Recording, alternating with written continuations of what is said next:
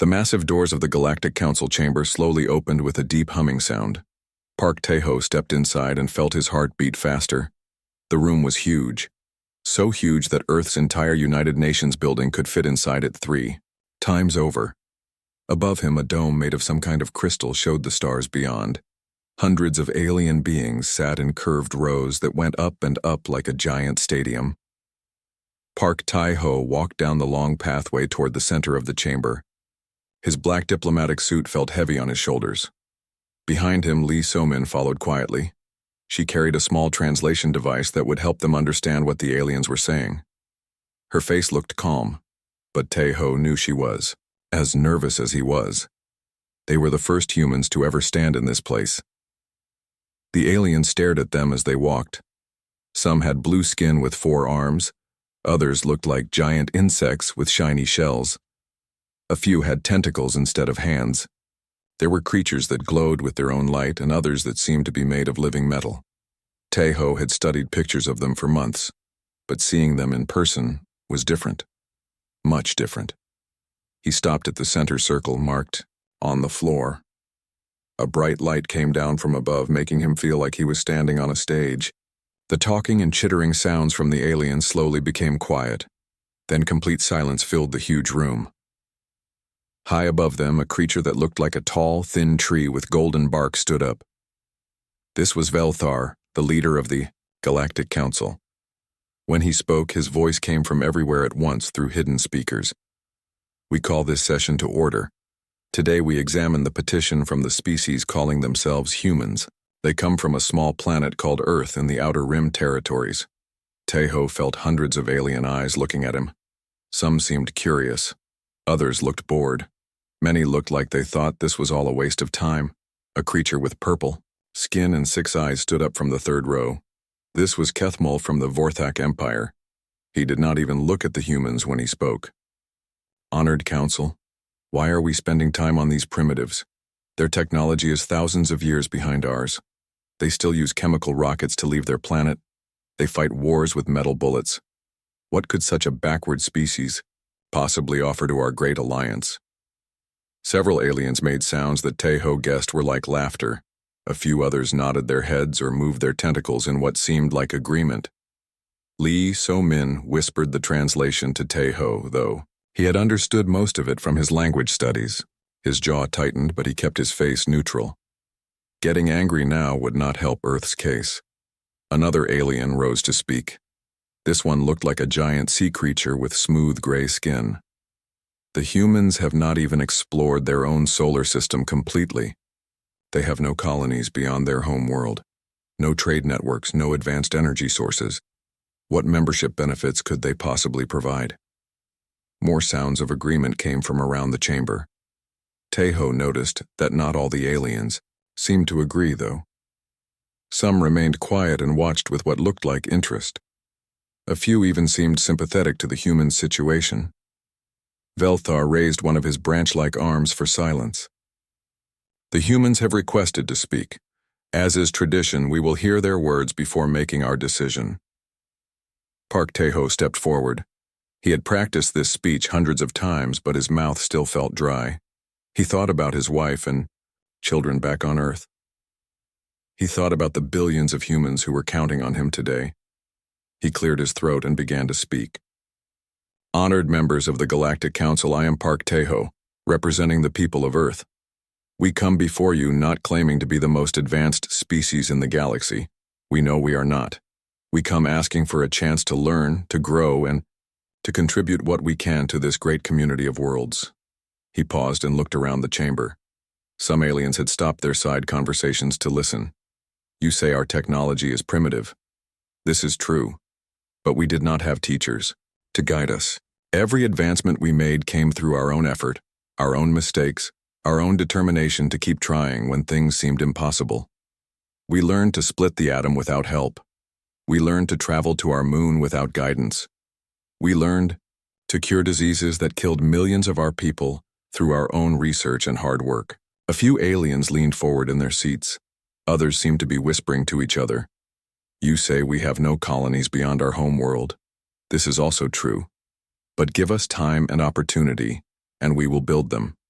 You say we have no trade networks. We will create them.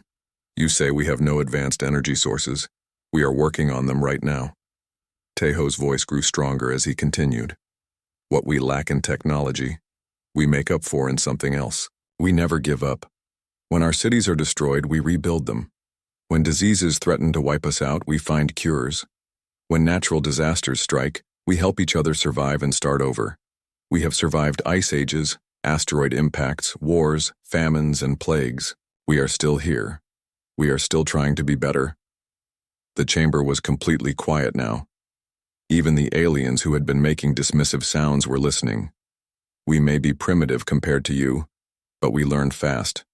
We adapt to any situation. We solve problems in ways others might not think of. We work together when we need to, and we never stop hoping for a better future. He took a deep breath and looked directly at Velthar. We ask not for your charity, but for your partnership. Give us a chance to prove that humanity can be a valuable addition to this council. We promise we will surprise you with what we can accomplish. When Teho finished speaking, the chamber stayed silent for several long moments. Then the discussions began. Aliens talked to each other in their own languages. Some arguments seemed heated while others appeared more thoughtful. Lee So-min listened to her translation device and whispered updates to Teho. The Altarians are speaking in favor. The Nexari seem undecided. The Vorthak delegation is arguing against us. After what felt like hours but was probably only 30 minutes, Velthar called for quiet again. The council has reached a decision. Humanity will be granted provisional membership status in the galactic community. However, there will be restrictions. Teho felt his heart jump with hope and worry at the same time. You will be classified as a Class 7 civilization. This means limited access to trade routes, no access to advanced technology transfers, no colonization rights beyond your current system. Standard monitoring protocols will be established to track your development. The tree-like alien paused and seemed to look directly at Teho. You will have one standard galactic year to prove your worth. If you cannot demonstrate significant contribution to the community during this time, your membership will be terminated. Kethmol stood up again, clearly annoyed by even this limited acceptance. This is a mistake. These humans will waste our time and resources. Mark my words, they will fail within 6 months and crawl back to their little planet in shame. More dismissive sounds came from parts of the chamber, but Teho also heard what sounded like encouraging calls from other aliens. As the session ended and aliens began filing out of the chamber, Teho and Lee So-min stood alone in the center circle. She looked at him with concern. Those restrictions are pretty harsh, she said quietly. 1 year is not much time to prove ourselves on a galactic scale. Teho nodded, but he was smiling slightly. They think we are weak and primitive. They think we will fail quickly and give up easily. Let them think that. What do you mean? So-min, they have no idea who they are dealing with. Humans have been underestimated before. We have been counted out, written off, and dismissed as failures many times in our history. But we always find a way to survive and succeed. He looked up at the crystal dome showing the stars beyond. They want to see what humans can do in 1 year? Fine. Let's show them. But first, I need to send a message back to Earth. Dr. Kim needs to know that Project Breakthrough is now our top priority. As they walked toward the exit, neither of them noticed the small alien in the shadows who had been watching and listening very carefully to everything that happened. This observer had seen many species come before the council over the centuries. Most who were underestimated this badly did indeed fail quickly. But something about these humans seemed different. The way their representative spoke showed a confidence that did not match their primitive technology. The way he accepted the restrictions without complaint suggested they might have plans the council knew nothing about. The observer made a mental note to keep watching these humans very closely. In a galaxy full of ancient and advanced civilizations, perhaps it was time for something new and unexpected to happen. Back on Earth, Dr. Kim Hansol was about to receive a message that would change everything. The real test was just beginning. 6 months had passed since Earth received its provisional membership in the Galactic Council, In those months, humanity had learned exactly what their new status meant. It meant closed doors, rejected trade requests, and constant reminders that they were considered the lowest form of galactic civilization. Captain Yoon Da-jung stood on the bridge of the exploration vessel Indomitable, looking out at the empty space around the Kepler 442 system. This was the third star system Earth had been allowed to survey. Like the previous two, it had been dismissed by other galactic species as worthless. No valuable minerals, no strategic importance, no reason for anyone to care about it. Captain, we are receiving another rejection signal from the Altarian Trade Station, reported Lieutenant Choi Jae-min from his position at the communications console. They say our cargo manifest does not meet minimum standards for processed goods exchange. Da-jung sighed quietly. Earth's factories were working at maximum capacity to produce items that might interest alien traders, but every attempt to establish trade relationships met the same response. Human-made goods were considered primitive, unreliable, or simply uninteresting. Log it with the others, she told Choi. How many rejections is that this month? 47, Captain. Across all human vessels and trading posts. Da-jung nodded grimly. She had expected this treatment, but it still frustrated her crew. These were good people who had worked hard to represent humanity well. They deserved better than constant dismissal and insults. On her personal communicator, a message arrived from Earth. Dr. Song Mi-young had successfully completed another test of the quantum fold communication network. The message had traveled instantly across hundreds of light years, but Da-jung could not share this achievement with anyone outside Earth. Not yet. Meanwhile, on the main Galactic Council station, Ambassador Park Tae-ho sat in a small office that had been assigned to Earth's diplomatic mission.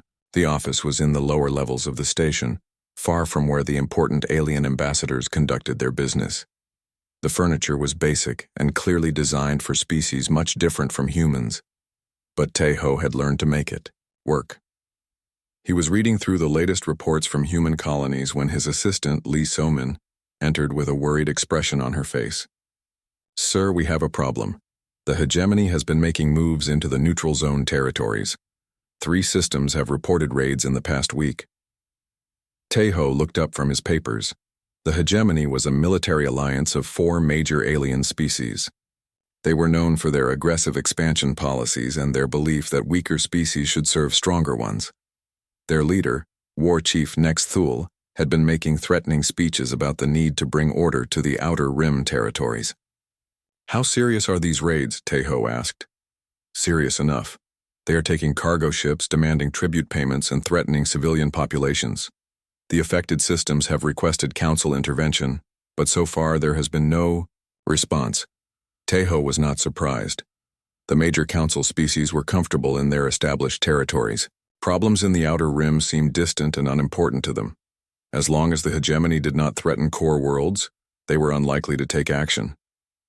What about human colonies? Are any of our people in danger? So-min checked her datapad. The Kepler 442 system where Captain Yoon is stationed could be at risk. It is close to several systems that have already been raided. Also, our survey teams in the Ross 128 system might be vulnerable. Tae-ho made a decision. Send a message to Dr. Kim on Earth. Tell him we may need to accelerate Project Breakthrough. Also contact Captain Yoon directly. She needs to know what might be coming.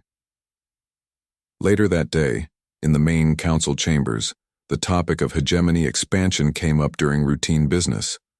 Tae-ho listened from the observers section as the alien representatives discussed the situation with casual indifference.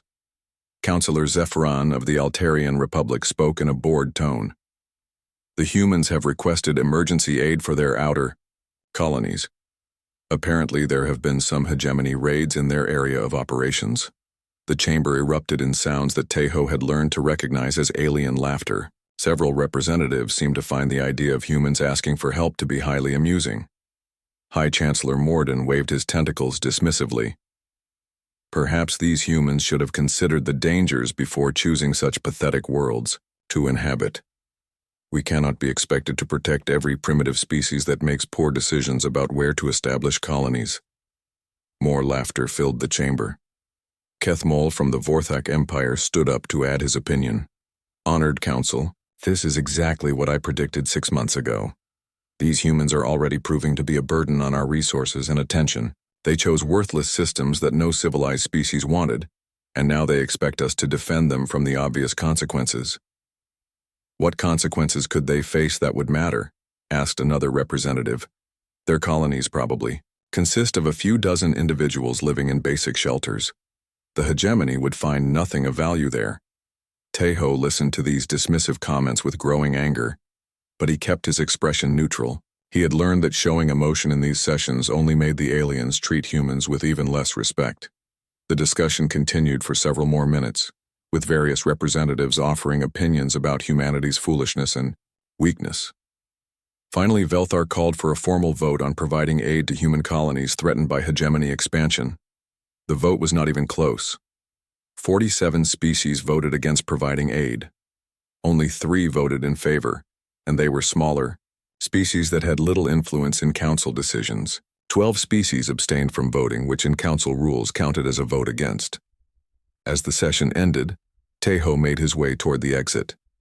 But Councillor Zephyron approached him in the corridor outside the chamber. Ambassador Park, I hope. You understand that this decision is not personal, the Altarian said in what seemed like a friendly tone. The Council must consider the greater good of all member species. We cannot set a precedent of protecting every weak colony that places itself in danger. Tejo looked at the alien representative calmly. Of course, Councillor. I understand completely.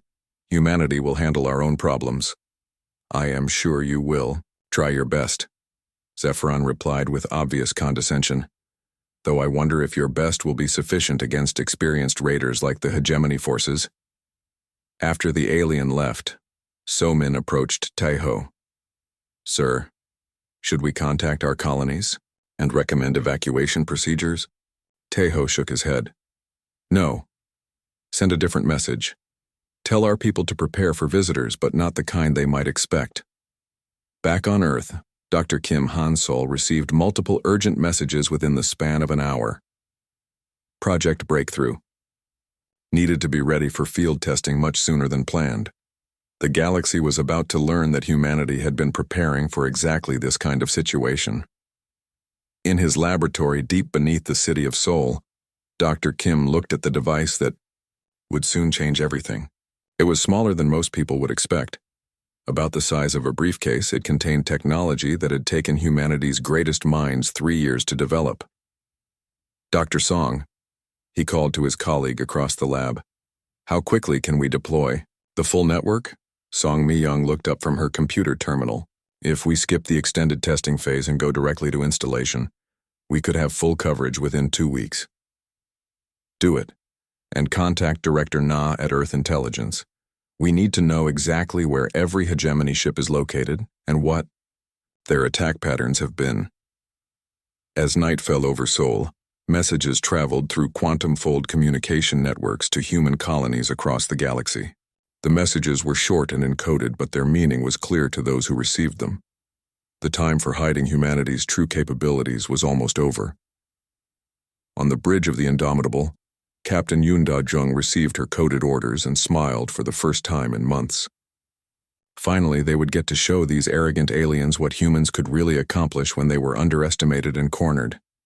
She turned to her crew. All hands, prepare for Protocol 7 implementation, and send a message to Earth Command. Tell them the Kepler 442 system is ready for the demonstration. Lieutenant Choi looked puzzled. Captain, what is Protocol 7? Da-jung's smile grew wider. Something that is going to surprise a lot of people very soon, Lieutenant. Something that will show the galaxy that humans are much more than they appear to be. In the depths of space, hegemony raiders continued their expansion into territories they considered undefended and unimportant. They had no idea that their next target would be the beginning of a very different kind of encounter. War Chief Nex Thul was about to learn that sometimes the prey fights back in ways the predator never expected. The alarm bells rang throughout the human colony in the Kepler 442 system at exactly 0600 hours local time. Captain Yoon Da-jung was already awake and dressed when the alert came through her communicator. She had been expecting this call for 3 days. Captain, long-range sensors are detecting a large fleet approaching our position, reported Lieutenant Choi Jaemin from the colony's command center. Configuration matches hegemony attack formations. Estimated arrival time is 4 hours. Da-Young walked quickly through the corridors of the main habitat dome toward the command center. Around her, colonists were moving with purpose but without panic. They had drilled for this moment many times over the past months. Everyone knew their role. "How large is this fleet?" she asked as she entered the command center. 73 vessels, Captain, led by what appears to be Admiral Vortka's flagship. This is a serious attack force, not just raiders. Da-Young nodded. Admiral Vortka was known throughout the galaxy as one of the hegemony's most ruthless commanders. He did not bother with small targets. The fact that he was personally leading an attack on their colony meant the hegemony considered this operation important. "Send the coded signal to all human vessels in the system," Da-Young ordered. "Protocol 7 is now active. Then open a channel to Dr. Kim on Earth." Within minutes, Dr. Kim Hansol's face appeared on the main screen. Even across the vast distance between Earth and the Kepler 442 system, the quantum fold communication network made conversation feel like they were in the same room. "Captain, we have been monitoring the situation," Dr. Kim said. "Are you ready for the first field test?" "As ready as we will ever be, Doctor. The colonists are prepared, and all systems have been checked twice. Remember, the dimensional shift technology has only been tested on small objects before today. We are not completely sure how it will affect a full colony." Da-Young smiled grimly. "Doctor, if this does not work, we will all be dead or captured anyway. I would rather take the risk than face Admiral Vortka without any options." Dr. Kim nodded. "Understood. Beginning final startup sequence now. You should have full power in 30 minutes. The connection ended, and Da-Young turned to address her staff. "All personnel, this is the captain. In 30 minutes we are going to do something that no one in the galaxy thinks is possible. Stay calm, follow procedures, and remember that the eyes of all humanity are watching us today." Meanwhile, aboard the hegemony flagship destroyer of worlds, Admiral Vortka studied the tactical display showing the human colony ahead of them. His large, muscular frame filled the command chair as he reviewed the intelligence reports. "Pathetic," he growled to his second-in-command. 47 buildings, 3 orbital platforms, and maybe 2,000 colonists. Why did command consider this target worthy of my personal attention? "Sir, the reports indicate these humans have been surveying this system for valuable resources. High Command wants to make an example that will discourage other weak species from expansion attempts." Vortka nodded. The hegemony's strategy was simple and effective. Attack the weakest targets first, show overwhelming force, and other species would surrender without fighting. Fear was often more useful than actual military power. "How long until we reach weapons range?" 2 hours, Admiral. Should we prepare standard occupation protocols?" "Yes, but also ready the terror weapons. I want these humans to understand what happens to species that try to claim territory in hegemony space." As the hegemony fleet moved closer, something strange began happening in the human colony. A low humming sound filled the air, growing louder by the minute. The buildings and orbital platforms started to glow with a soft blue light. "Captain, dimensional shift generators are at full power," reported the chief engineer over the communication system. "All systems showing green across the board." Da-Young looked around the command center one last time. In a few minutes, they would either make history or become history. "All stations report ready status, engineering ready, life support ready, navigation ready, defense systems ready." Da-Young took a deep breath. "Execute Protocol 7. Initiate dimensional phase. Shift." The humming sound suddenly became much louder, and the blue glow intensified until it was almost blinding. Then, in an instant, everything changed. From space, it looked like the entire human colony simply vanished. Buildings, orbital platforms, ships, even the small asteroids the humans had been mining just disappeared completely. One moment they were there, the next moment there was nothing but empty space. Admiral Vortka stared at his tactical display in confusion. His sensors showed nothing where the human colony should have been. No debris, no energy signatures, no trace that anything had ever existed in that location. Sensor malfunction, he snapped at his crew. Run full diagnostics on all detection systems. Sir, sensors are functioning normally. I am showing the same readings on backup systems. That is impossible. Colonies do not just disappear. Scan for cloaking devices. No cloaking signatures detected, Admiral. There is simply nothing there. For 3 hours, the hegemony fleet searched the area where the human colony should have been. They found absolutely nothing. No hidden bases, no escape pods, no sign that thousands of humans had been living and working in this system for months. Vorthica was furious. This is some kind of trick. Humans are too primitive for advanced cloaking technology. Keep searching. But, inside the dimensional phase bubble, the human colonists watched their attackers through sensors that could observe normal space, while remaining completely invisible themselves. They were still in the same location, but shifted into a parallel dimensional space that existed alongside normal reality. Captain, the hegemony fleet is moving to a new search pattern, Lieutenant Choi reported. They seem very confused. Excellent. How are our power levels holding up? Stable so far. Dr. Kim estimates we can maintain the phase shift for up to 1 week if necessary. Da Jung nodded. 1 week would be more than enough time for what came next. After 6 hours of fruitless searching, Admiral Vorthica finally gave up. His fleet departed the system, but not before sending detailed reports back to Hegemony Command about the mysterious disappearance of the human colony. The moment the last Hegemony ship jumped to faster-than-light speed, Captain Yoon Da-jung gave the order to phase back into normal space. The blue glow returned briefly, and then the colony reappeared exactly where it had been before. Phase shift complete, Captain.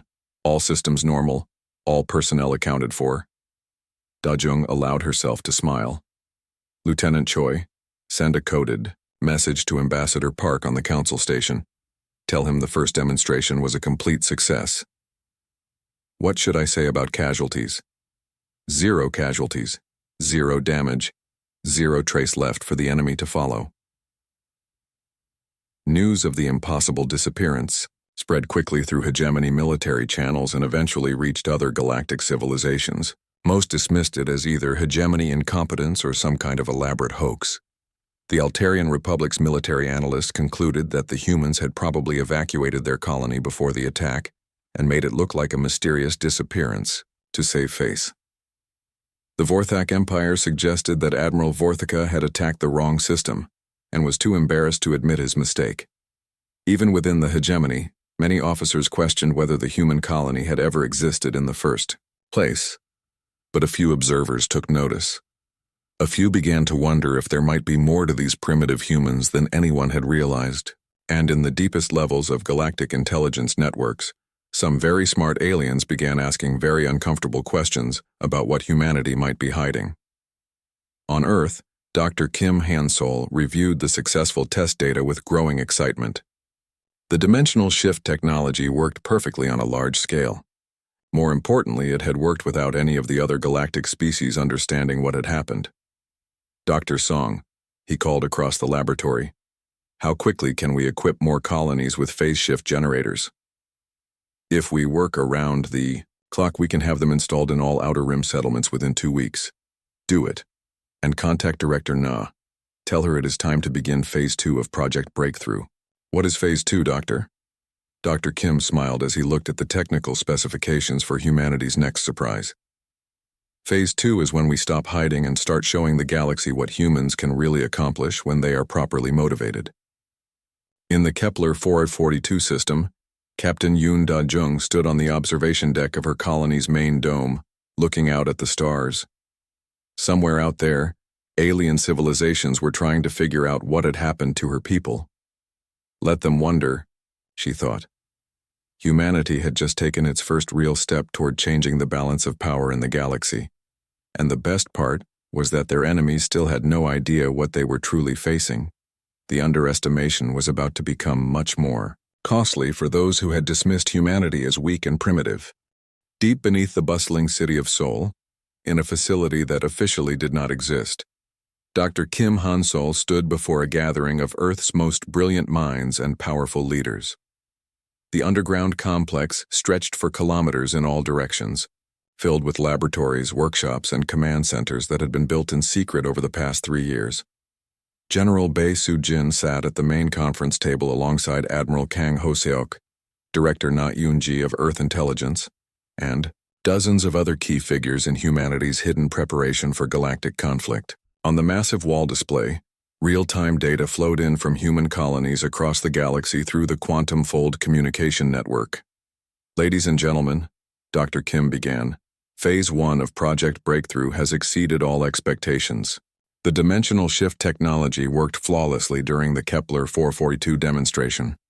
More importantly, none of the galactic powers understand what happened. Dr. Song Mi-young activated a holographic display showing the current deployment status. We now have dimensional shift generators installed in all 17 human outer rim colonies. The Quantum Fold Communication Network connects every human settlement, ship, and facility across the galaxy with instantaneous communication. Director Na Yoon-ji stood to present the intelligence summary. Our monitoring stations have intercepted thousands of communications from various alien governments trying to explain the disappearance of the Kepler 442 colony. The theories range from equipment malfunction to mass hallucination. Not one species has suggested the possibility of human advanced technology. That gives us a significant strategic advantage, noted General Bae. They still see us as primitives who got lucky once. Admiral Kang Ho-seok brought up the tactical display. Our hidden shipyards have completed construction of the first wave of advanced vessels. The aliens know about our 43 official exploration and survey ships. They do not know about the 857 stealth-capable warships we have built using resources from systems they consider worthless. Dr. Kim smiled at this. One of humanity's greatest advantages had been the galaxy's dismissive attitude toward the star systems Earth had been allowed to survey. While aliens saw worthless rocks and empty space, humans saw resources that could be harvested using innovative techniques. The most important development, Dr. Kim continued, is the completion of the Quantum Consciousness Network. Dr. Song, would you explain this to those who have not been briefed? Dr. Song stepped forward, clearly excited about her work. The QCN allows every human military unit, whether individual soldiers, ship crews, or entire colonies, to share information and coordinate actions instantly across any distance. It is like having one giant brain that can think and react faster than any enemy can plan. She activated another display, showing a complex web of connections.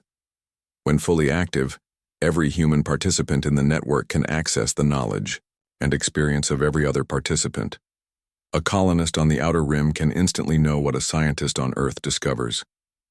A ship captain facing an unknown enemy can immediately learn from the experiences of every other captain who has faced similar situations.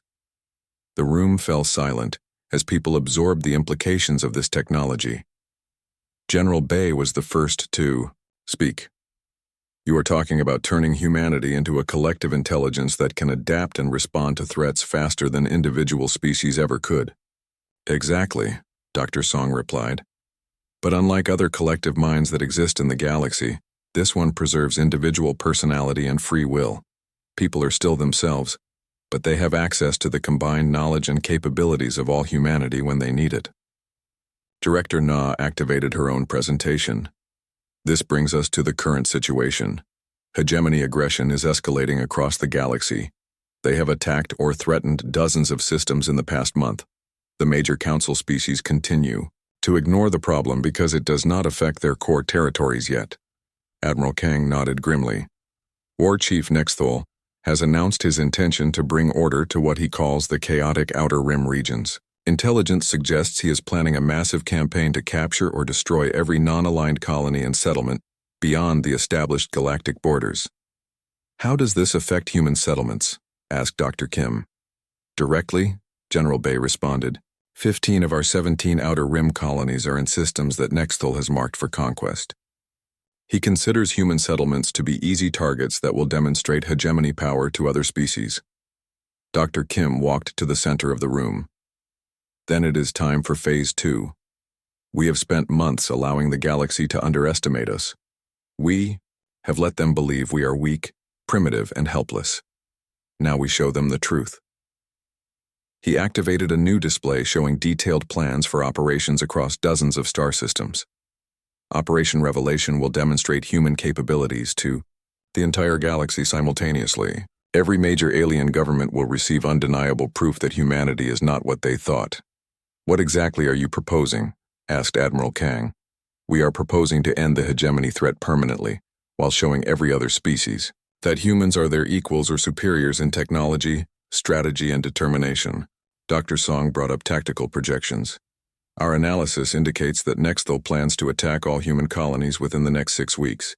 Instead of waiting for these attacks, we will strike first. Strike how? General Bay wanted specifics. Dr. Kim's expression grew serious. We have identified the locations of every major hegemony military base, supply depot, and command center. Using dimensional shift technology, we can place strike forces anywhere in the galaxy without warning. Using the quantum consciousness network, we can coordinate simultaneous attacks on hundreds of targets across multiple star systems. He paused to let this sink in. In one coordinated operation lasting less than 24 hours, we can cripple the entire hegemony war machine while capturing their leadership for trial. Director Na added the intelligence component. We have been monitoring hegemony communications for months.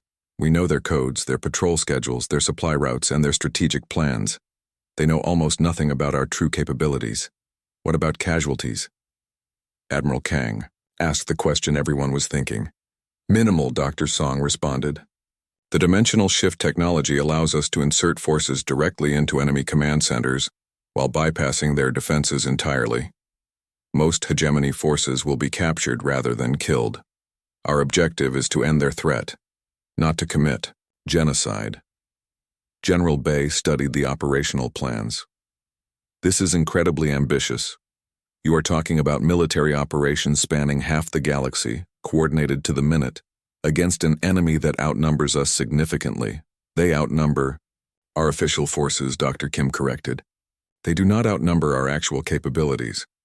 And numbers mean less when the enemy cannot predict your movements, counter your technology, or understand your strategy. A message alert interrupted the meeting. Ambassador Park Tae-ho was calling from the Galactic Council station with urgent news. His face appeared on the main screen, and his expression was grim. The Council just voted on the hegemony situation. 49 species voted to formally recognize hegemony claims to Outer Rim territories. Only 8 voted against, and most of those were small species with no real influence. What does this mean for human colonies? Dr. Kim asked. It means the Council has officially abandoned us. Any human settlements in contested areas are considered fair targets for hegemony action. We will receive no protection, no aid, and no support from the galactic community. The room was quiet for a moment as people absorbed this news. Then Dr. Kim smiled. Perfect. This gives us legal justification for defending ourselves using any means necessary. The Council cannot complain about our methods if they have officially refused to help us. Ambassador Park looked confused. Doctor, with respect, how do you plan to defend against the entire hegemony military? They have thousands of warships and millions of troops. Ambassador, in 48 hours, the galaxy is going to learn that humanity has been preparing for this exact situation for 3 years. The hegemony wants a war with humans? They are about to get one, but not the kind they expect. Dr. Kim turned to address the assembled leaders. All department heads, implement Phase 2 protocols immediately. General Bay, Admiral Kang, begin deployment of our forces to staging areas. Director Na, activate all intelligence networks. Dr. Song, bring the quantum consciousness network to full operational status. What about the dimensional shift generators on our colonies? Asked Dr. Song. Keep them active, but prepare for something much more dramatic. The galaxy thinks human colonies disappeared once by accident or luck. Wait until they see what we can make disappear when we do it on purpose. As the meeting broke up and people hurried to their assignments, Dr. Kim remained behind with Dr. Song and Director Na. Are you certain this will work? Director Na asked quietly. Dr. Kim looked at the displays showing human preparations across the galaxy. Ships moving into position, colonies activating defense systems, strike teams preparing for insertion into enemy territory. Yunji, 3 years ago, the galaxy saw us as primitive creatures barely capable of spaceflight. 6 months ago, we were granted the lowest possible membership status and told we probably would not survive a year. War Chief Nexthal stood in the command center of his massive flagship, the Galactic Dominator, reviewing the final preparations for Operation Iron Fist. Around him, holographic displays showed the positions of over 10,000 hegemony warships, spread across dozens of star systems. This would be the largest military operation in recent galactic history. Status report, he demanded from his operations commander. All fleet elements are in position, War Chief. The first wave will begin. Attacks on human colonies in 6 hours. The second wave will target other weak species in the Outer Rim. Within 1 week, the entire frontier region will be under hegemony control. Nexthal nodded with satisfaction. The pathetic humans had been abandoned by the Galactic Council. Their primitive colonies would serve as perfect examples of what happened to species that dared to expand beyond their capabilities. What is the latest intelligence on human defensive capabilities, he asked. Minimal, sir. They have a few dozen exploration vessels armed with basic weapons. Some orbital platforms around their colonies with outdated shield generators. Our analysts estimate total human resistance will collapse within hours of the first attacks. Excellent. Begin the countdown to Operation Iron Fist. But at that exact moment, something was happening across the galaxy that would change everything. In the hidden command center beneath Seoul, Dr. Kim Han-sol gave the order that had been 3 years in the making. All units, this is Earth Command. Initiate Operation Revelation. The galaxy is about to learn who we really are. The response was immediate and coordinated beyond anything the alien species had ever imagined possible. Through the Quantum Consciousness Network, every human military unit across the galaxy received their orders simultaneously and began moving with perfect coordination.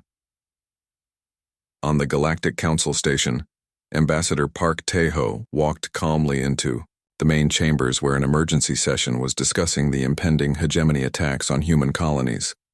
The alien representatives barely glanced at him as he took his seat in the observers section. High Chancellor Morden was addressing the assembly. While we regret that the Outer Rim situation has escalated, the Council voted clearly on this matter. The hegemony has legal claim to those territories, and species that established colonies there did so at their own risk. Councillor Zephron added, perhaps this will serve as a lesson to other primitive species about attempting expansion beyond their capabilities. Ambassador Park stood up slowly. The chamber gradually became quiet as representatives noticed the human requesting to speak. Velthar, the council leader, recognized him with obvious reluctance. The human representative wishes to address the council? Yes, honored council leader. I have an important announcement to make. Several aliens made dismissive sounds, but Velthar allowed him to continue. 6 months ago, I stood in this chamber and told you that humanity would surprise you with what we could accomplish. You dismissed us as primitives. You restricted our trade, limited our expansion, and refused our requests for partnership. Park's voice remained calm but grew stronger. 1 hour ago, you voted to abandon human colonies to the hegemony, rather than provide the aid we requested. You decided that humanity was too weak and worthless to deserve protection. Get to your point, human, Kethamol interrupted impatiently. Park smiled. My point, honored representatives, is that you were wrong about us, completely and utterly wrong. At that moment, alerts began sounding throughout the chamber. Emergency communications were coming in from dozens of locations across the galaxy. The main display screens activated to show live video feeds from multiple star systems. The first feed showed a hegemony supply depot that had been heavily fortified and guarded by an entire fleet. Human ships were materializing inside the base's defensive perimeter, appearing from nowhere like ghosts becoming solid. The hegemony defenders were surrendering without firing a shot, completely overwhelmed by the sudden appearance of forces that should not have been able to get anywhere near them.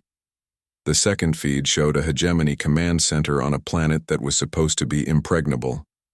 Human soldiers were walking through the base's walls as if they were not there. capturing officers and securing facilities without any visible resistance. A third feed showed War Chief Nexthal himself being escorted from his flagship by human troops. The mighty galactic dominator, pride of the hegemony fleet, was now under human control. The alien representatives stared at these images in shocked silence. What they were seeing was impossible according to everything they understood about human capabilities. How? Velthar finally managed to ask. Ambassador Park looked around the chamber at the stunned faces of beings who had dismissed humanity as beneath their notice. For 3 years, while you ignored us, we were preparing. We developed technologies you never imagined. We built fleets you never detected. We trained forces you never suspected existed. More reports were coming in. Across dozens of star systems, hegemony military bases were being captured intact by human forces that appeared from dimensional shifts, moved through solid matter, and coordinated their actions with impossible precision. The hegemony threat to galactic peace has been eliminated, Park continued. Their military leadership is in custody. Their fleet is captured. Their bases are under human control. Total casualties in this operation: less than 50 beings across all species involved. Counselor Zephyron found his voice.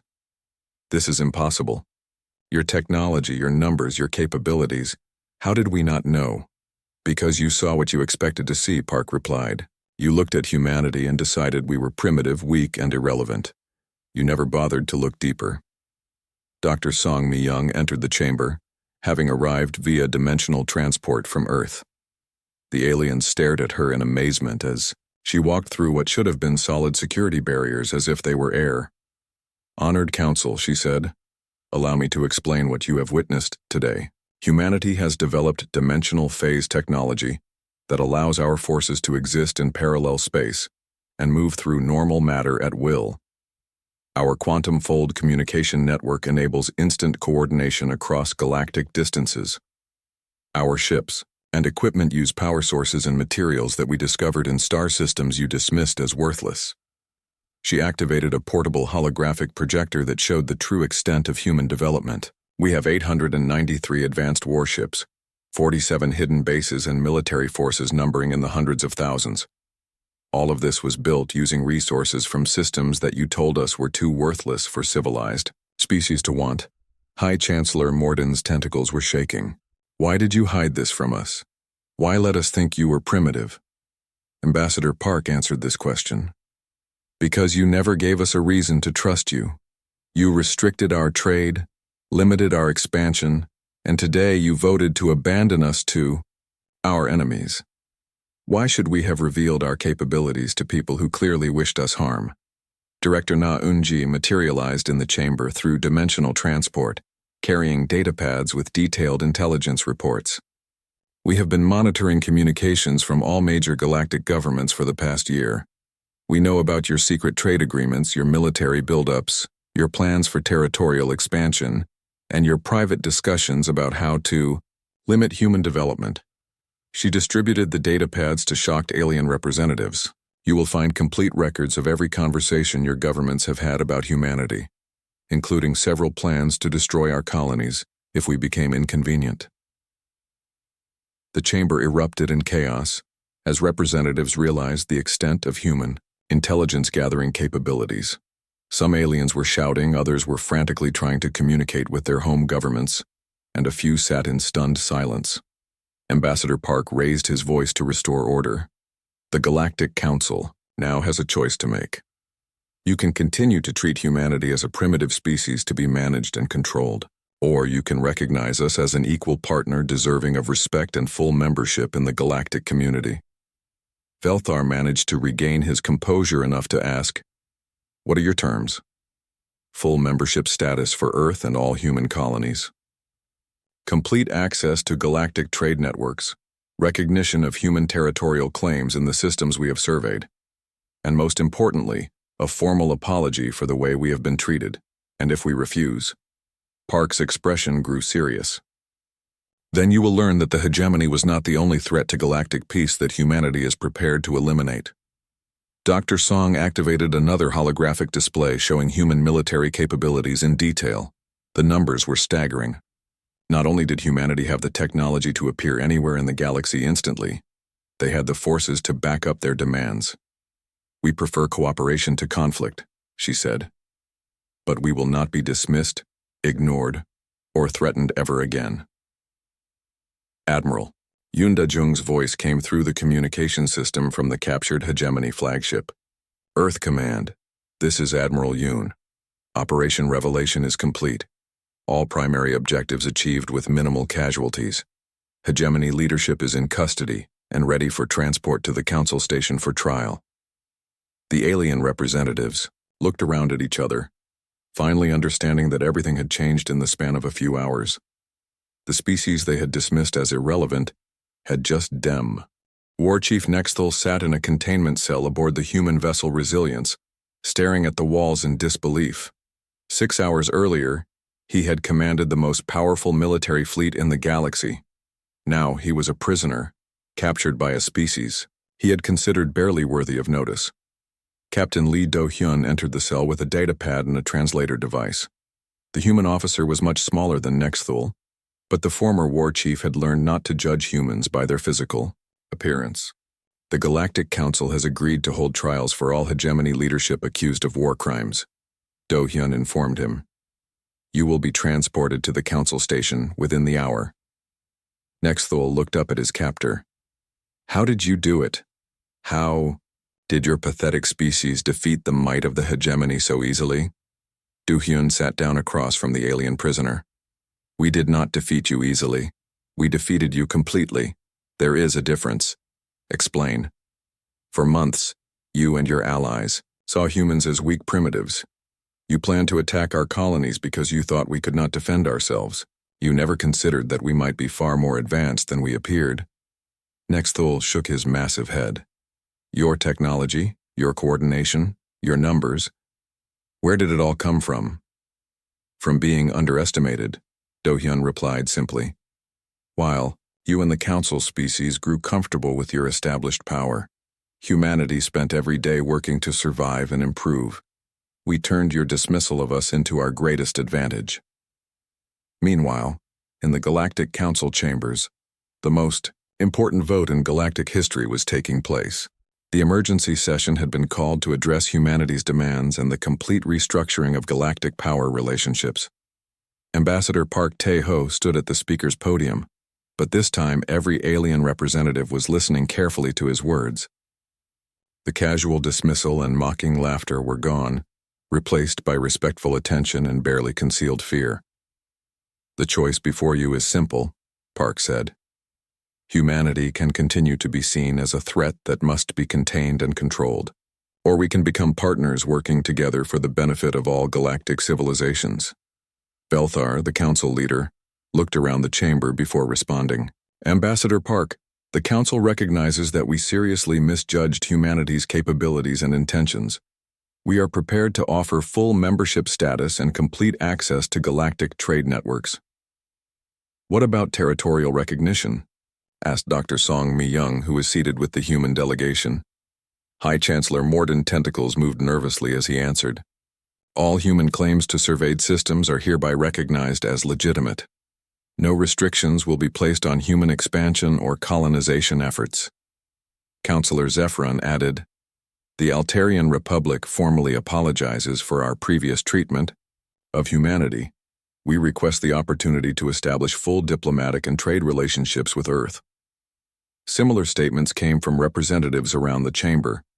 Species that had dismissed humans as primitives were now competing to offer partnerships and alliances. But Kethmol from the Vorthak Empire stood up with a different message. "While the Vorthak acknowledge human military superiority, we question whether this council should be making decisions based on fear and intimidation. What guarantees do we have that humans will not use their power to dominate other species as the Hegemony attempted to do?" The chamber fell silent. This was the question many were thinking, but few were brave enough to ask directly. "Ambassador," Park nodded respectfully to the Vorthak representative.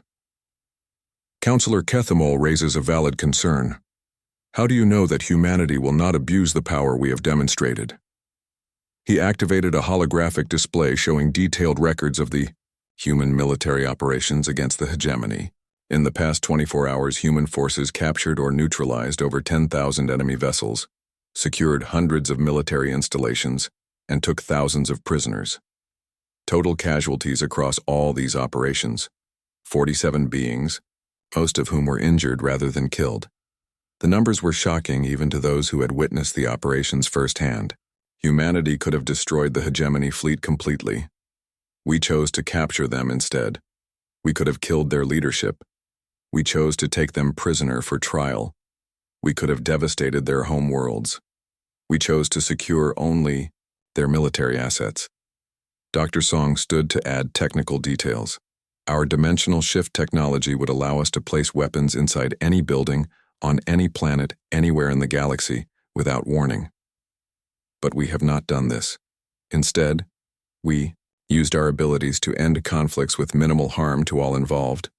She brought up another display. The quantum consciousness network allows humanity to coordinate military actions across galactic distances instantly.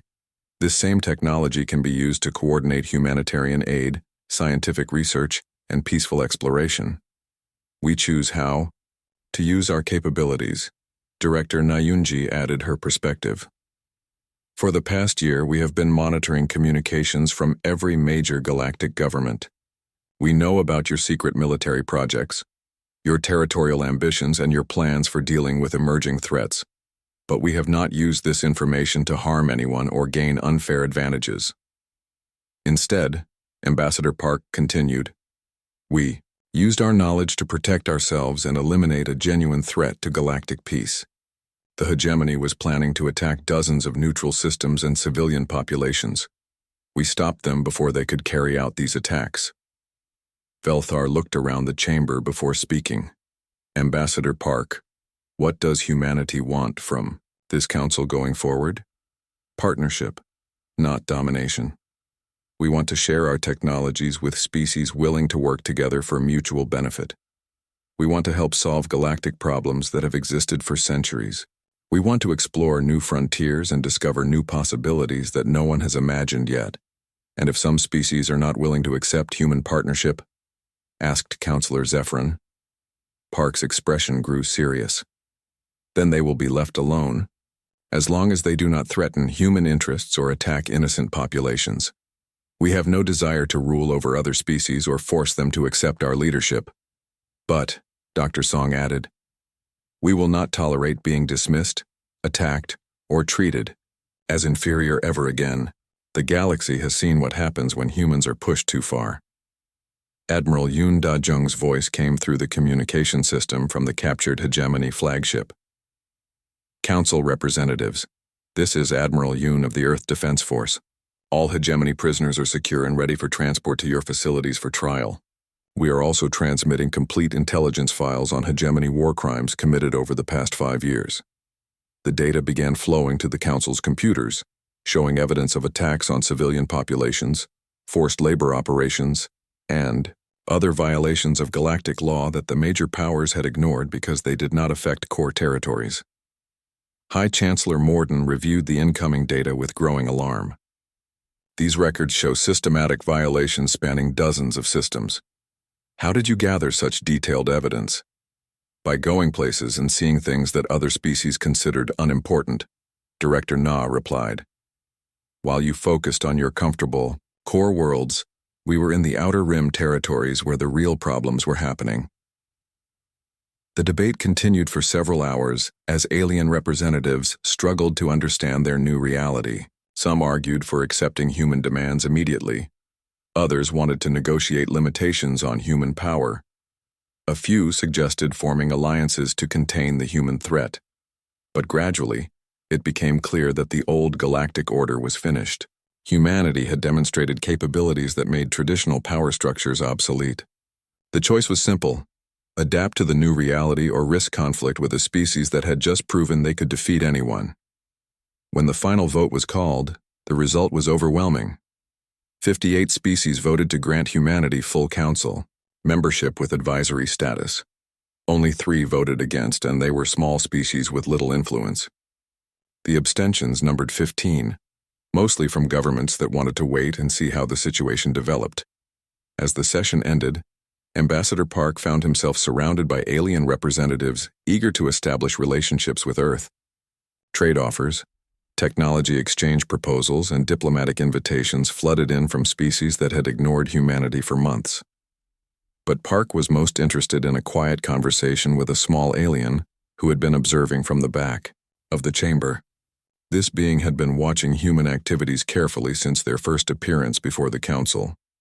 "You were not surprised by today's events," Park observed. The alien, whose species Park had not yet identified, nodded slowly. "I have been studying your people since you first arrived. Your ambassador's confidence did not match your apparent capabilities. Your colonies chose systems that seemed worthless, but had hidden value. Your responses to insults and restrictions suggested you had options we could not see.